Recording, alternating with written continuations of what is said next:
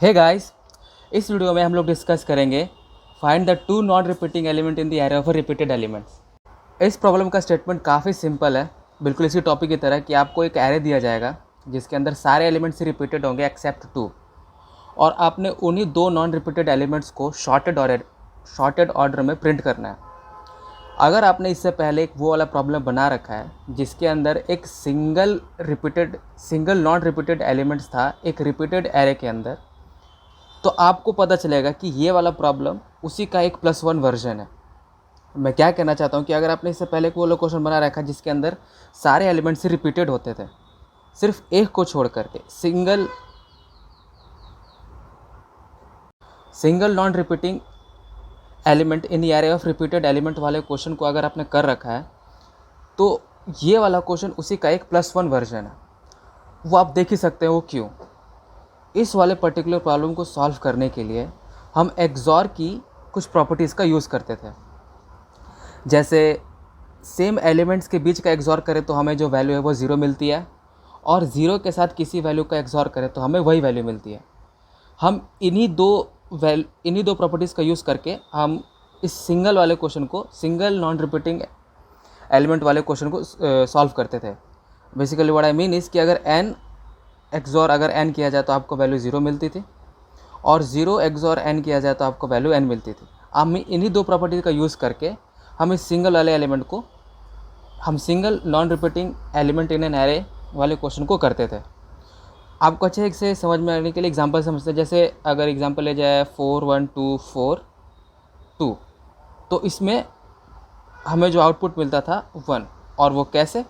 देखिए 4 और 4 होगा 0 इस प्रॉपर्टी के बेसिस पर, 2 और 2 0 होगा फिर से इस प्रॉपर्टी के बेसिस पर, 0 क्रॉस 0 0 होगा इसी प्रॉपर्टीज़ के बेस पर, फिर 0 और 1 का जब एक्सॉर करेंगे तो हमें मिलेगी 1 वैल्यू इस प्रॉपर्टी के बेस पर। ये जो two non repeating element in array of repeated elements का जो अप्रोच है वो एग्जैक्टली सेम है इस सिंगल नॉन रिपीटेड एलिमेंट वाले क्वेश्चन से। अब जो कि ये इसी का एक +1 वर्जन है, तो अप्रोच और आइडिया ऑलमोस्ट सेम होगा इसी के जैसा, with a very small twist. वो कैसे, आइए देखते हैं। सो हम सेम ही एग्जांपल लेंगे 4 1 2 4 2, और एक और एलिमेंट ऐड कर देते हैं जैसे 3। तो सबसे पहले तो हमें एक्सॉर ही लेना होता है, तो सबसे पहले हम सारे एलिमेंट्स का बाइनरी लिख देते हैं। तो 4 का होता है 1 0 0, 1 का होता है 1, 2 का बाइनरी होता है 1 0, एंड 3 का होता है 0 1 1। तो हमने इन सभी का एक्सॉर करना है। तो एक्सॉर में होता है कि अगर सेम वैल्यू होती है तो ओवरऑल आंसर 0 आता है, और दो डिफरेंट वैल्यूज़ होती हैं तो हमारा आंसर 1 आता है। तो यहाँ पे डिफरेंट वैल्यू है 0 एंड 1, तो हमारा आंसर आएगा 1। 1 0 डिफरेंट है तो फिर भी 1, 1 0 डिफरेंट है 1, 1 0 1, 1 1 सेम हो गया तो 0। यहाँ पे 0 0 सेम है 0 0 1 1, 1 0 1, 1 1 0, 1 0 1 1, तो आंसर आया 1। 1 0 1 1 0 1 1 1 0 0 0 0 0 0 0, तो यहाँ भी आया 0। तो इन सभी का एक्सॉर आया 2 यानी 1 0। इन सभी के एक्सॉर निकालने के बाद आपको एक चीज़ तो बहुत अच्छे से क्लियर हो गई होगी, जो भी रिपीटेड एलिमेंट्स है उनका तो 0 हो जाता है। जितने भी रिपीटेड एलिमेंट्स है उनका एक्सॉर तो 0 हो जाएगा। तो ओवरऑल अगर मैं ये कहूँ कि ये एक्सॉर पूरे एरे का ना हो करके ये केवल उन्हीं दो एलिमेंट्स का एरे है जो नॉन रिपीटेड है। मैं क्या कहना चाहता हूँ आपको यहाँ समझ में जाएगा। जैसे 4 1 2 4 2 एंड 3, तो 4 4 के साथ 0 हो जाएगा, 2 2 के साथ 0 हो जाएगा, तो ये दोनों तो 0 हो गए ना। तो बचा 1 एंड 3। तो ओवरऑल एक्सॉर वैल्यू पूरे एरे का ना हो करके अगर मैं ये कहूँ कि ये एक्सॉर केवल उन्हीं दो नॉन रिपीटेड एलिमेंट्स का है तो गलत नहीं होगा, क्योंकि हमने यहाँ की प्रॉपर्टीज़ को भी तो यूज़ करके ही हमने ये वाले प्रॉब्लम को सॉल्व किया था। ठीक इसी तरह, क्योंकि रिपीटेड एलिमेंट्स का तो एक्सॉर 0 हो जाता है, तो जो भी एक्सॉर आया है वो केवल नॉन रिपीटेड एलिमेंट्स का ही एक्सॉर आया। जो single single non repeated elements के केस में हमारे पास केवल एक ही आंसर, मतलब एक ही सिंगल नॉन रिपीटेड वैल्यू थी, तो सबका एक्सॉर करने पे हमारा आंसर एक बारी में ही आ गया था। बट 2 नॉन रिपीटेड एलिमेंट्स के केस में सीन थोड़ा अलग हो जाता है। तो जैसे 1 का जो एक्सॉर होता है वो होता है 1, सॉरी आई मीन बाइनरी में होता है 1, और 3 का जो बाइनरी में होता है वो 1 1।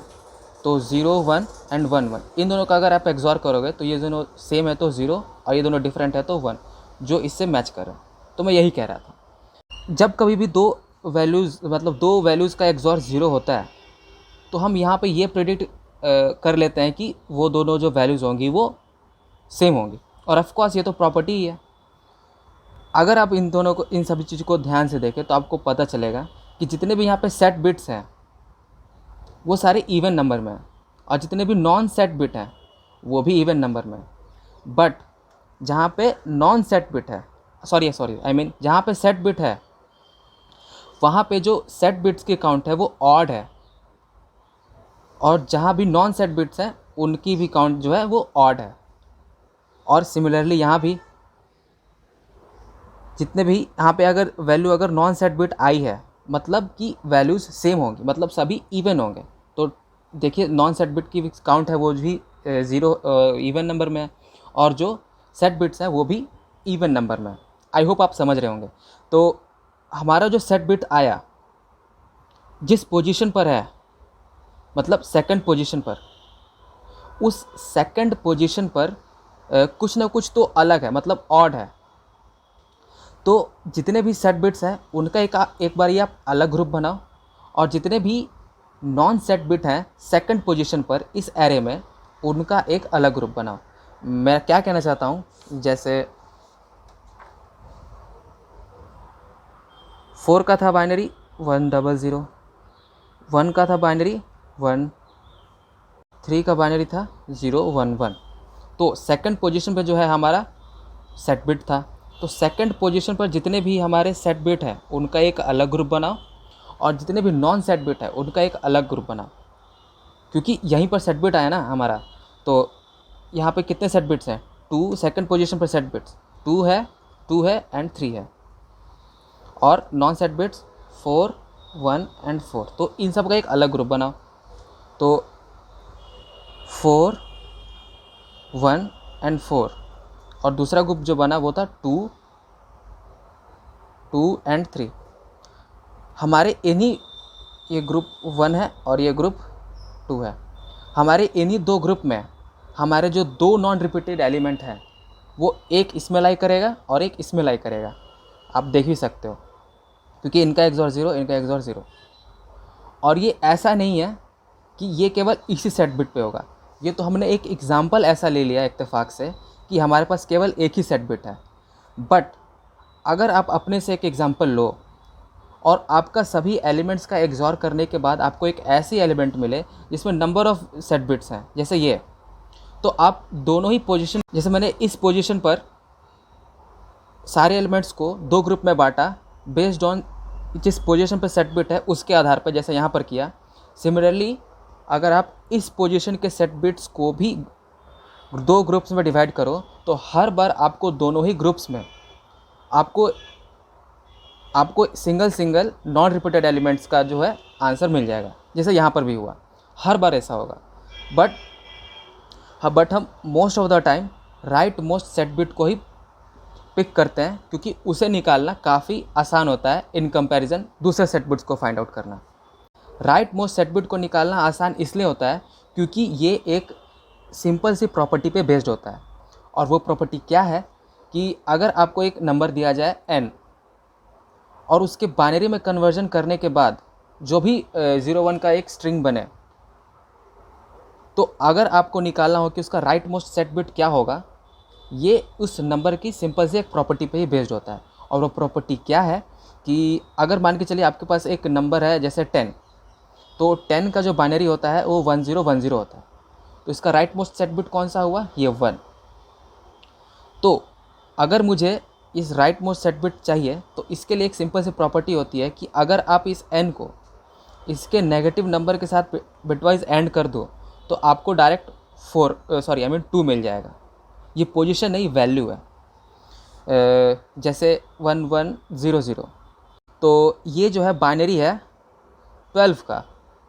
तो अगर आप 12 को बिटवाइज एंड करो -12 के साथ तो आपको आंसर मिलेगा 8, क्योंकि first second and third place पे सेट बिट है ये राइट मोस्ट, तो 8 ऐसा। तो मैं यही कह रहा हूँ, राइट मोस्ट को निकालना काफ़ी आसान होता है इन कंपैरिजन आप किसी और सेट बिट पे निकालो। बट अगर आप किसी और सेट बिट पर निकाल करके आप 2 ग्रुप्स बनाते हो तो भी आपका आंसर आ जाएगा। हम जनरली राइट मोस्ट को निकालते हैं क्योंकि राइट मोस्ट सेट बिट को निकालना काफ़ी आसान होता है। तो अब राइट मोस्ट सेट बिट कैसे निकालें, ये पर्टिकुलर एक सब प्रॉब्लम है इस बड़े से प्रॉब्लम का। तो चलिए डिस्कस करते हैं कि हम राइट मोस्ट सेट बिट कैसे निकालेंगे। तो अभी हमने देखा कि किसी भी नंबर का राइट मोस्ट सेट बिट को निकालने के लिए हमें उसी नंबर के नेगेटिव नंबर के साथ हमें बिटवाइज एंड करना होता है। तो सबसे पहला प्रॉब्लम तो ये है कि हम नेगेटिव नंबर को हम रखेंगे कैसे। मैंने अपने सबसे पहले वीडियो में जिसमें मैंने इस प्लेलिस्ट का इंट्रोडक्शन किया था बिटवाइज ऑपरेटर्स के साथ, उसी में मैंने नेगेटिव नंबर्स सिस्टम मेमोरीज में कैसे स्टोर होते हैं, मैंने सब कुछ ऐसे डिस्कस किया था। तो मैं इस वीडियो में भी हल्का सा बता दूंगा ताकि आपका ज़्यादा टाइम ना ख़त्म हो। तो किसी भी नंबर को अगर हमें मेमोरीज़ के अंदर नेगेटिव नंबर में स्टोर करना होता है तो हम उसी नंबर का 2's कॉम्प्लीमेंट करते हैं, क्योंकि नेगेटिव नंबर्स मेमोरी के 2's कॉम्प्लीमेंट में होकर के ही स्टोर होता है। जैसे हमने एग्जांपल में लिया था 10, अभी जस्ट हमने एग्जांपल में 10 लिया था। तो 10 जो है हमारी मेमोरी के अंदर, अगर आपका 64 बिट का ऑपरेटिंग सिस्टम है तो इंट जो है वो 4 बाइट लेता है, और मेमोरी के अंदर वो कुछ 8 बाइट यहाँ पर सभी जगह पे 0 होगा, फिर 1 बाइट में सभी जगह पे 0, यहाँ भी सभी जगह पे 0, और एट दी एंड यहाँ पर 0 और 1010, कुछ इस तरीके से हमारा जो नंबर है मेमोरी के अंदर स्टोर होता है। 64 बिट के ऑपरेटिंग सिस्टम के लिए 4 बाइट। तो 2's कॉम्प्लीमेंट कैसे निकालते हैं, 1's कॉम्प्लीमेंट प्लस 1। और 1's कॉम्प्लीमेंट कैसे करते हैं, जितने भी जहाँ पे सेट बिट्स हैं उन्हें अनसेट बिट करो, और जहाँ पे अनसेट बिट है उन्हें सेट बिट करो। तो इसका 1's कॉम्प्लीमेंट क्या होगा, 1's कॉम्प्लीमेंट, तो यहाँ पे सारे 1 हो जाएंगे, यहाँ भी सारे 1 हो जाएंगे, यहाँ भी सारे 1 हो जाएंगे, और यहाँ पर 1 1 1 0 1 0 1, ये आया 1's कॉम्प्लीमेंट। अब इसी में अगर मैं +1 कर दूँ तो मुझे 2's कॉम्प्लीमेंट मिल जाएगा, यानी -10 का मुझे नेगेटिव मिल जाएगा। तो मैं अगर इसमें +1 कर दूँ तो 1 1 2, और 2 बाइनरी में कैसे स्टोर होता है, 0 और 1, 1 0 को जोड़ोगे तो 1, फिर इसके आगे तो सभी जगह 0 है ना, तो 1 1 जोड़ा तो 0, मतलब सॉरी 1 1 किया तो 2, तो 1 0 1 0 1 + 0 1, फिर 1 + 0 1 0, फिर 4 1, फिर ये आगे सारे 1, सिमिलरली ये भी सारे 1, और ये भी सारे 1। तो ये हो गया इसका 2's कॉम्प्लीमेंट n का। तो अगर तुम नेगेटिव में -10 कुछ यूँ स्टोर होगा, तो अगर मैं इस n को जो 2's कॉम्प्लीमेंट करने के बाद आया उसको मैं बिटवाइज एंड कर दूँ ओरिजिनल n के साथ, तो जो आंसर मेरे को मिलेगा वो मुझे राइट मोस्ट सेट बिट होगा। और वो कैसे, अभी आप देखते हैं। जैसे हमारा जो n था वो सभी शुरुआत में 0 था, यहाँ पे सारा जो था वो 0 था, थर्ड बिट भी 0 थी, और जो लास्ट बिट मतलब उसमें 0 0 0 0 1 0 1 0 था। 2's कॉम्प्लीमेंट करने के बाद ये सब 1 हो गया था, ये सब भी 1 हो गया था, ये सब भी 1 हो गया था, और लास्ट में ये था, मतलब 4 1 फिर 0 1 1 0। अगर आप इनका बिटवाइज एंड करोगे तो ये हो जाएगा 0, ये हो जाएगा 0, ये हो जाएगा 0, ये सभी यहाँ पे 0 हो जाएंगे, और लास्ट में ये 1 0 बच जाएगा। तो हमें एट दी एंड मिला 1 0, जो कि होता है 10 का राइट मोस्ट सेट बिट, यानी हमें मिला 2। तो जो हमें यहाँ पे 2 मिला है वो पोजीशन नहीं है, वो वैल्यू है। पोजीशन निकालने का कोई मतलब नहीं है, क्योंकि वैल्यूज़ का पोजीशन के साथ अगर आप एंड कंपैरिजन करोगे या फिर कोई मैनिपुलेशन करोगे तो कोई मतलब नहीं निकलता है। तो ये वैल्यू है। तो आई होप आपको समझ में आ गया। इसके बाद हम डायरेक्ट कोड देखते हैं और कोड में ही जो है हमें सारी चीज़ें और अच्छे से क्लियर हो जाएंगी। और उसी जगह पे जो है हम मतलब कोड में ही हम देखेंगे कि हम दो जगह पे ग्रुप कैसे बनाएंगे। तो हमें एक सिंगल नम का फंक्शन है जिसमें हमें वेक्टर रिटर्न करना है, वही शॉर्टेड ऑर्डर में दो वैल्यूज़ को शॉर्ट ऑर्डर करके वेक्टर में ही रिटर्न करना है और हमें वेक्टर में ही वैल्यूज़ मिलेंगी। तो सबसे पहले मैंने जितने भी वेक्टर का साइज़ है उन सभी वेक्टर के अंदर रखे सभी एलिमेंट्स का जो मैंने एक्सॉर निकाला और उसे एक्सॉर नाम के वेरिएबल में ही इंसर्ट कर दिया। फिर मुझे राइट मोस्ट सेट बिट चाहिए थी, तो राइट मोस्ट सेट बिट के लिए मैंने उसी नेगेटिव के नंबर के साथ मैंने उसका बिटवाइज एंड कर दिया। तो मुझे एट दी एंड वो right most set bit value आ गई। तो मैंने उसी नंबर का मैं नेगेटिव में करके बिटवाइज एंड किया, तो मुझे राइट मोस्ट में उसकी राइट मोस्ट सेट बिट मुझे वैल्यू मिल गई। तो मैं यही की बात कर रहा था कि वैल्यूज़ मुझे चाहिए, पोजीशन नहीं। पोजीशन चाहिए होता तो मैं यहाँ पे क्या करता, मैं यहाँ पर log2 XOR bitwise and minus XOR और +1 कर देता। ये तो हमने पीछे वीडियोज़ में भी देखा था। तो पोजीशन नहीं चाहिए, मुझे वैल्यू चाहिए, क्योंकि पोजीशन के साथ मैं मैनिपुलेट नहीं कर सकता वैल्यूज़ को। वैल्यूज़ के साथ वैल्यूज़ का ही मैनिपुलेशन हो सकता है। तो उसके बाद मैं फिर से वेक्टर के साइज़ में जितने भी साइज़ है उसकी मैं एक लूप चलाऊँगा और दो अलग अलग ग्रुप्स बनाने के लिए जो मैंने यहाँ पे एक्सॉर वैल्यू लाया था, मैं सभी में एक एक एलिमेंट्स के साथ जो भी मैं वेक्टर्स के अंदर रखी एक एक एलिमेंट है उनके साथ मैं बिटवाइज एंड करूँगा। अगर वैल्यू 0 आई तो आप x के साथ उस वैल्यू को बिटवाइज एक्सॉर करो, एल्स आप y के साथ उस वैल्यू का एक्सॉर करो, सो दैट कि दो अलग अलग ग्रुप बन जाए। हमने हमारे एग्जांपल में देखा था कि हमने जितने भी एलिमेंट्स वेक्टर मिले थे उन सभी का मैंने एक्सॉर निकाला। तो एक्सॉर निकालने पे जो मुझे वैल्यू मिल रही थी वो थी 1 0। तो यहाँ पे राइट मोस्ट सेट बिट क्या है, ये यानी 2। तो आप 2 को सभी के साथ एंड कीजिए, सभी को साथ बिटवाइज एंड कीजिए। तो बिटवाइज एंड करने से आपको जहाँ जहाँ पे 0 मिल रहा है उनका एक अलग ग्रुप बनाइए और जहाँ जहाँ पे आपको 1 मिल रहा है उनका एक अलग ग्रुप बनाइए। तो आपको दो अलग अलग ग्रुप मिल जाएंगे और आप इन सभी के बीच में एक्सॉर करते जाइए, सो दैट आपको एट द एंड एक वैल्यू मिले। क्योंकि सेम का तो एक्सॉर 0 हो जाता है, सेम का तो एक्सॉर 0 हो जाता है। तो आपको आखिर में जो वैल्यू मिलेगी इन सभी ग्रुप्स के एक्सॉर करने के बाद वो सिंगल एलिमेंट जो नॉन रिपीटेड हो रहा है वही मिल जाएगा। तो यहाँ पे हम सबसे पहले एंड करके चेक कर रहे हैं कि क्या वो एक ग्रुप में लाइक कर रहा है। दोनों को हमने ग्रुप में बांटा बिटवाइज एंड की हेल्प से और इन सभी के एलिमेंट्स का एक्सॉर करते गए यहाँ की मदद से, सो दैट कि आपको x में और y में पूरा लूप को आइटरेट करने के बाद आपको x में और y में वो नॉन रिपीटेड वैल्यू मिल जाए। तो पूरा लूप चला देने के बाद आपको x और y में वो सिंगल नॉन रिपीटेड एलिमेंट्स जो वेक्टर में थे वो आपको x और y में आ जाएंगे और आप उन दोनों ही x और y को एक आंसर नाम के वेक्टर में पुशबैक कर दीजिए और फिर उन्हें शॉर्ट करके रिटर्न कर दीजिए, क्योंकि हमें जो है शॉर्टेड ऑर्डर में जो वैल्यूज़ को जो है रिटर्न करना था। तो सबसे पहले मैंने x में एक ग्रुप से मैंने x को निकाला, एक दूसरे ग्रुप से मैंने y में इंसर्ट किया, उन दोनों को ही मैंने वेक्टर में इंसर्ट करके उनको शॉर्ट करके रिटर्न कर दिया। तो ये था तो पहला सोल्यूशन जो काफ़ी सिंपल था, आपको समझ में आ गया होगा। इस प्रॉब्लम के जो बाकी दो सोल्यूशन है वो काफ़ी सिंपल है और जो माइंड में पहले सोल्यूशन जो क्लिक करता है वो यही दोनों सोल्यूशन होता है। बिटवाइज तो बाद में आता है। तो बाकी रिमेनिंग दो सोल्यूशन काफ़ी सिंपल है। एक तो ये हो सकता है कि आप जितने भी आपको वेक्टर मिले हैं आप उन दोनों ही उस पूरे वेक्टर को आप शॉर्ट कर दो। आपके शॉर्ट करने से जितने भी सेम वैल्यूज़ होंगे वो सभी एक जगह पे आ जाएंगे और जितने भी सिंगल एलिमेंट्स होंगे वो एक अकेले एक आइसोलेटेड जैसे हो जाएंगे। जैसे हमने एक एग्जांपल लिया था 4 1 2 एंड 3। तो आप जैसे इसे शॉर्ट करोगे तो आपका हो जाएगा 1 2 2 3 4 एंड 4।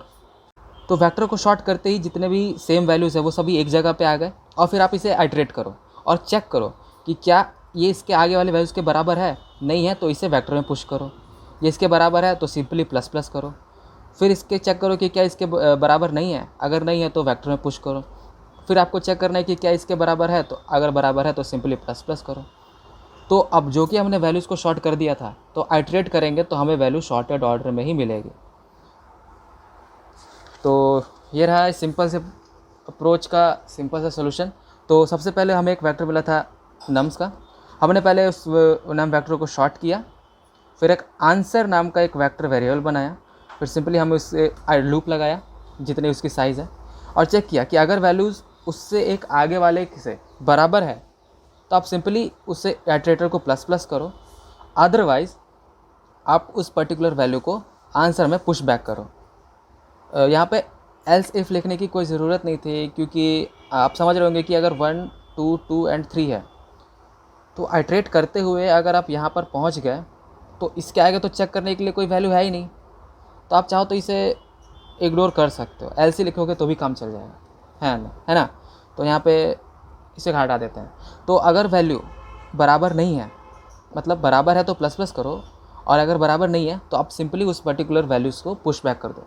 तो एक वैल्यू के आगे वाला बराबर है इससे, मतलब ये वाला कंडीशन, तो प्लस प्लस करो, अगर बराबर नहीं है तो आप सिंपली पुश बैक करो, क्योंकि वो सिंगल एलिमेंट है, और एट दी एंड अब उस आंसर को रिटर्न कर दो। शॉर्ट करने की ज़रूरत नहीं, क्योंकि वो हम पहले कर चुके हैं। जो इसका थर्ड सोल्यूशन है वो भी काफ़ी सिंपल है। इसमें हम STL का यूज़ करेंगे, मोर स्पेसिफिकली बोलूँ तो हम मैप का यूज़ करेंगे। मैप में हम जिन चीज़ों का पेयर करेंगे, मतलब वैल्यूज़ का जिसका पेयर करेंगे वो होगी वेक्टर के अंदर रखी वैल्यूज़ का और उसके नंबर ऑफ़ टाइम्स अकरेंसेस का। तो सबसे पहले मैं एक लूप लगाऊंगा। पहले तो मैं मैप डिक्लेयर करूंगा इंट और इंट टाइप का, और मैं एक लूप लगाऊंगा जो 1 से लेकर के उसके साइज तक चलेगा। तो लूप चलाएंगे और सबसे पहले वेक्टर में जो जो वैल्यूज़ है उन सभी को मैं वेक्टर मैप में पुश करके सभी को एक प्लस प्लस करता जाऊंगा। तो सबसे पहले अगर 4 आया तो 4 को 1, 1 आया तो भी इसको 1, 2 को आया 1, फिर 4 आया तो इसको मैं प्लस 1 कर दूंगा तो ये 2 हो जाएगा। 1 को फिर आया 2 आया तो फिर मैं इसको 2 कर दूंगा, फिर आया 3 तो 3 का भी काउंट जो आएगा 1।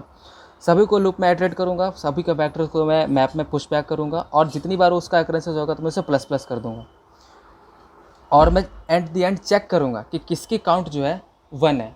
जिसकी भी काउंट 1 होगी मैं उसे आंसर वेक्टर में पुश करके उसे रिटर्न कर दूँगा। तो ये रहा इसका सिंपल कोड। तो सबसे पहले मैंने एक आंसर वेक्टर डिक्लेयर किया है, फिर मैंने एक मैप बनाया है MP नाम का, दोनों ही इंट टाइप के हैं। फिर मैं एक लूप चलाता हूँ, नम की जितनी साइज़ है उतना, और मैप में जितने भी फ्रीक्वेंसी है हर एक एलिमेंट की मैं मैप में उसे प्लस प्लस करूँगा, और एट द एंड मैं चेक करूँगा कि अगर आइटरेटर का जो सेकंड है, मैं चेक करूँगा कि आइटरेटर का जो सेकंड है वो 1 है कि नहीं, मतलब फ्रीक्वेंसी 1 है कि नहीं, और अगर फ्रीक्वेंसी 1 है तो उसके फर्स्ट को मैं आंसर में पुश बैक कर दूँगा, और एट द एंड में उसे रिटर्न कर दूँगा। तो आई होप आपको सब कुछ समझ में आया होगा। इस वीडियो के लिए इतना ही रहने देते हैं, तब तक के लिए थैंक्स।